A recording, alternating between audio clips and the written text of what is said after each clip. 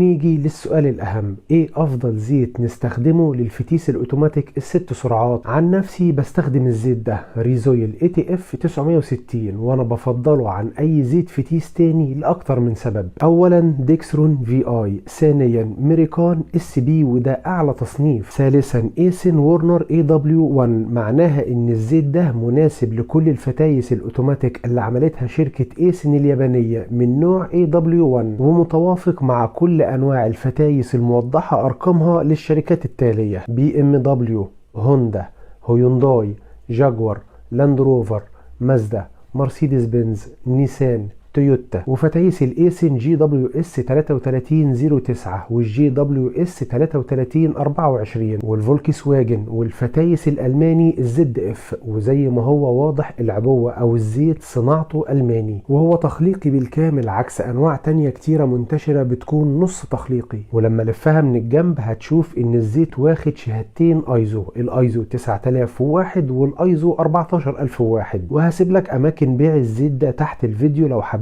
تجربه، لو سيارتك من الهيونداي او الكيا الست سرعات الاوتوماتيك او اي نوع من الانواع اللي مكتوبة على العبوة. وطبعا هفضي في الفتيس نفس الكمية اللي نزلتها